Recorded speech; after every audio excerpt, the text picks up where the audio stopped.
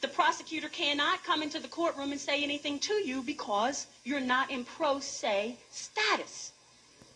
Makes sense, right?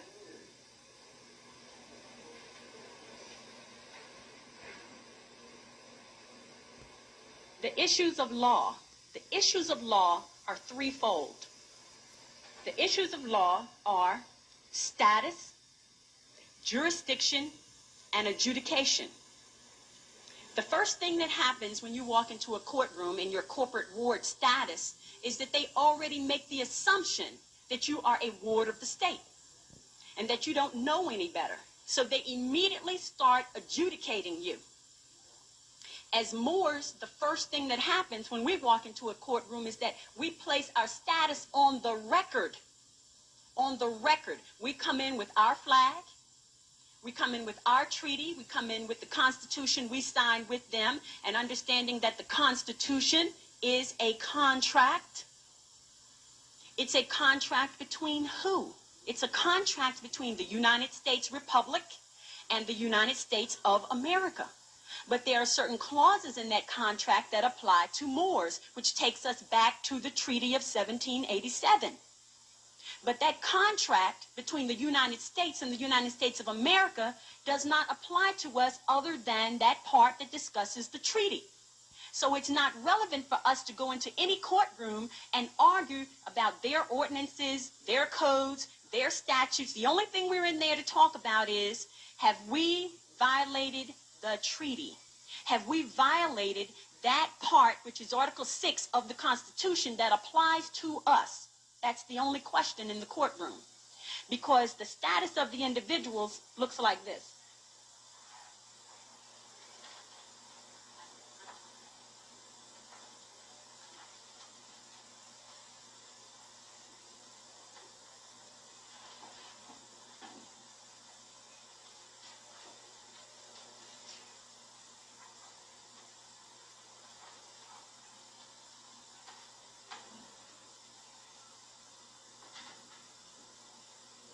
You and the judge.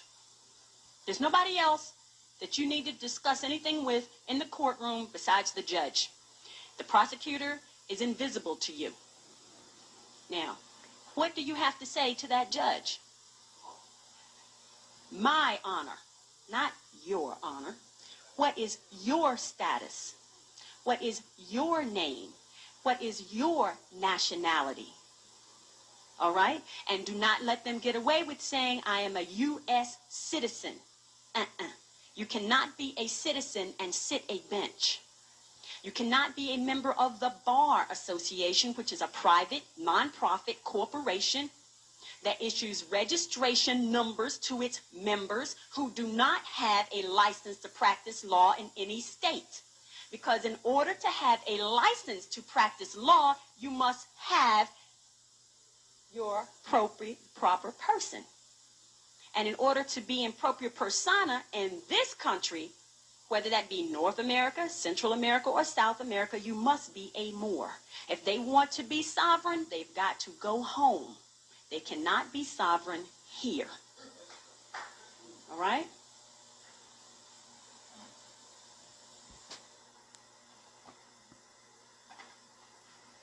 The next issue of law is jurisdiction. Now, let me stick with status. What is the status of the prosecutor? What is the status of the district attorney? What is the status of Lynn Abraham? Does anybody in this room know her nationality? I don't.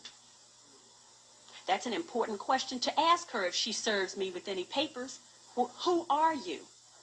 Where is your license to practice law? Where is your proof of naturalization in my land? Who gave you the authority to be here? Right? Who issued you authority to act in any capacity, to file any complaint or any charges against anyone? That's the question. And I say to you, she can't answer those questions. Right? So then, if you walk into a courtroom and nobody else has the status to be there, automatically challenge the jurisdiction of the court. There's nothing else that you need to say. There's nothing else to be said. Stand mute. Let them proceed, because guess what? They cannot proceed.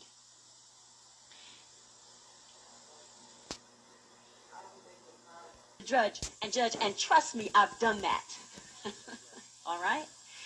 And once you say what you need to say, they know everything else to do. But understand, they do not want you exposing the truth to their corporate wards, because every slave that you take out of their corporation, they lose money.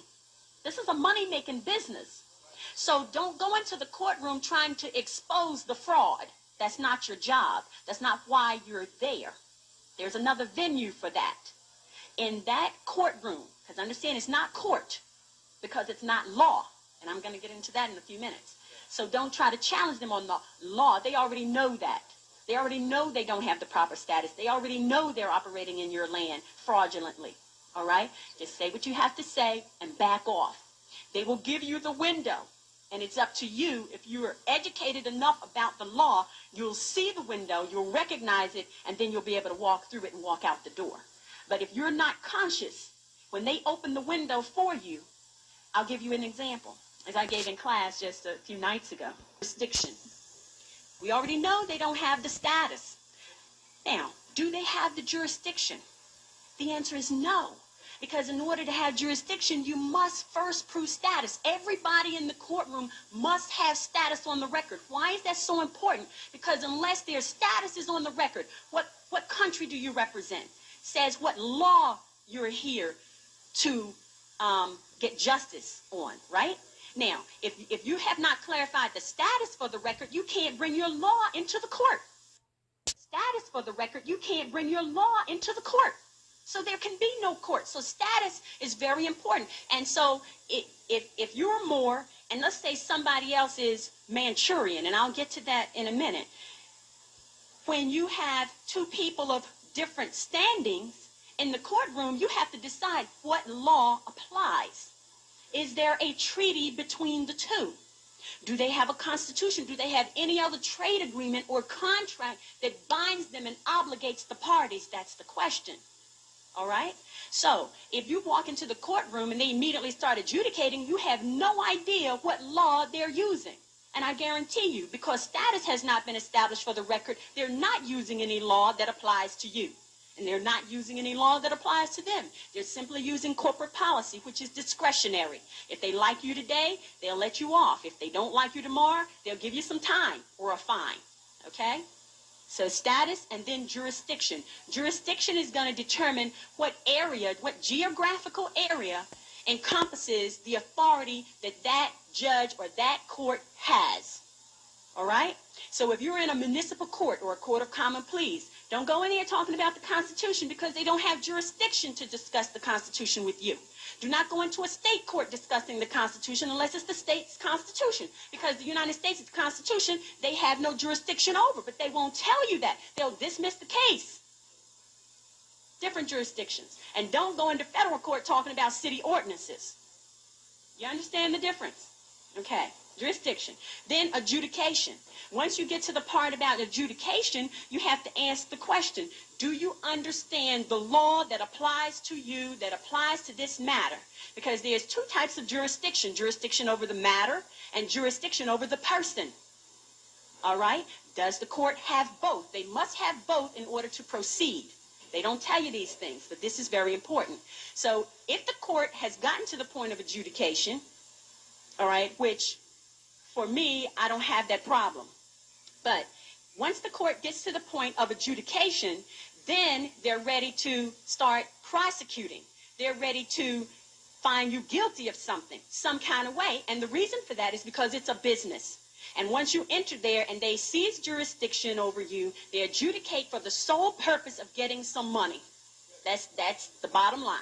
They don't care about you, whether you're innocent or whether you're guilty, none of that. How much money are they going to get out of this? And their little club that they have called the Bar Association, their members have to be fed. So they want to make sure that this one gets fed and that one gets fed. And that's fine, because that's their corporate thing. That's the way they make money. And if they're going to make money being deceitful and all that, that's the karmic baggage they've got to carry. But you don't want to be a participant to it. That's all. Okay. Color of law. Colorable, color, means something that pretends to be something that it's not. Colorable court, colorable money, colorable law, colorable people, any people who call themselves colored, Negro, African American, Indian, Puerto Rican, Chinese, Australian, all of these are colorable labels, but these people for the most part around the world don't even know this. But because they call themselves Chinese, as I was getting ready to say to you, they are part of a corporate nation state as well, because the country of China is Manchuria. The nation state, the corporate ward nation state is China. That is not the country or the sovereignty of the people. The people are Manchurian. All right? You understand? Say anybody who wants to call themselves Puerto Rican. Puerto Rico is a corporate nation state. It is a private, non-profit corporation that has a charter issued by the Moors, where they have the authority to conduct commerce and trade on the island of Borinquen. Right? Borinquen. That's the name of the people. Borinquen is the name of the island. Puerto Rico is the private non-profit corporation that has the charter to operate within the geographical boundaries of Borinquen. Most Puerto Ricans don't even know that. I go around telling people all the time, you're not this, you're not that. This is who you really are, because people have grown up into slavery for generation after generation in all these corporate nation states who belong to the United Nations, which is a private non-profit corporation trade association for nation state corporations. Got it? In order to belong to the United Nations, you have to be a corporate ward state, nation state. Otherwise, they don't want you. And they will go to war against a country and take the people out of their sovereign capacity and say they're setting up democracy all around the world so that they can take people out of their sovereign capacity and take them away from the law and impose corporate statute on them. And that's exactly what they do. All right? Now, color of law is in full swing all around the world. All around the world. And they have a clique where they're all intermingled and they all agree to participate together in this game. Right? Now, it doesn't matter where you go. Just like most people think you need a passport to travel from company to company to company that are called nation states. So you do need a passport if you call yourself black or African American or a U.S. citizen or any of those things. Yes, you need a passport to travel from one corporate nation state to another. But when you're traveling from one country to another, you do not need a passport. And those countries will tell you you don't. Depends on what you call yourself. You understand? Okay. Why do we have colorable law and colorable courts? During the Civil War, the Moors went to war against each other. Now, we destroyed ourselves in this. The Europeans did not come here and bring us down. We did that from inside, and they capitalized on the carnage. Do you understand? All of these buildings all around here, as I told in class last night, they're ours. They belong to us. They're ancient, these buildings. There's a whole city underneath this city. They went and burned all the major cities, the major energy centers on this globe we called an earth. Our ancestors set up these energy centers that we call Philadelphia, New York, Boston, Atlanta, Detroit, right? Chicago, Miami, Phoenix, Los Angeles. They are energy centers. They're not where they are in huge, large cities just because of some coincidence. There's energy and power in these places. London, Rio de Janeiro, all right? And by the way, we're going to spell it like this, Rio de.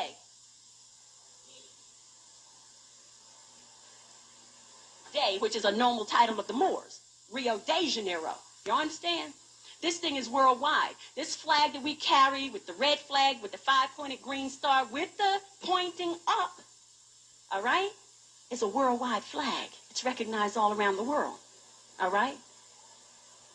So, the reason we have colorable courts and colorable law is because during the Civil War, when the Moors warred against each other, there were those who agreed to participate in the game called the corporate ward game. And there were many who made a lot of money. They got a commission on everybody they got to sign a birth certificate, because the birth certificate is a contract that puts you in slavery. And they got money. William Penn got very rich, all right? All the Quakers got very rich. All the abolitionists got very rich on this Civil War ward state game. Robert Morris and a lot of these buildings that are named after these people in downtown Philadelphia became multimillionaires, and their ancestors are still wealthy today over the corporate ward game. All right? Now, the reason that we have to have colorable law and colorable courts is because so many of us agree to be slaves. We don't need colorable courts and colorable law otherwise. But the people who agree to be bound by the 14th Amendment, which covers civil rights, which covers Negroes and African Americans and Jews and Hispanics and Indians and all these people like that, if you agree to call yourself that, they have to create a statute that applies to you because law doesn't apply to you. So it's not their fault. It's the fault of the people who agree to be outside of their sovereign capacity. Okay? And now, if you walk in and you want to reestablish it, they're at odds because they're not accustomed to people walking in who are conscious and sovereign. You can't separate the two when you walk into a courtroom. And when I say you walk in on your square, I don't stand. All right? I mean not to be deterred when you know you're in and you have law on your side. Do not back down. But you do not have to be belligerent. Trust me, I've been there. Don't do that. Okay? Okay? Now, the law of the land. The law of the land as it applies to the United States of America and the United States is their Constitution. The law of the land which supersedes that, which if you go and read the Supremacy Clause of the Constitution, you will see that the treaty, in particular the Treaty of 1787, which was last signed and ratified in 1986, all right, it's re-signed every 50 years, that it's the treaty that is the actual law of the land. Now, that being the case, how do we make that treaty work for us? We always say they are not honoring the treaty. This is the oldest treaty in the world. Did y'all know that? And it's the only unbroken and longest standing treaty in the world. Did y'all know that? Now, that treaty protects us. You need to go get a copy of it, the Treaty of Peace and Friendship of 1787, all right, signed by the Emperor of Morocco. Actually, he signed it in the month of Ramadan in the year 1201, all right, which translates into the Gregorian calendar year of 1787 because they added 586 years to our calendar, all right? So, in terms of using the law of the land, and when you express these things to them, you don't even have to go into a lot of detail about it because those who rule and those in government and those who sit on those judicial benches know what this doctrine is. And they adhere to it, but the problem is there's not enough of us standing up defending it.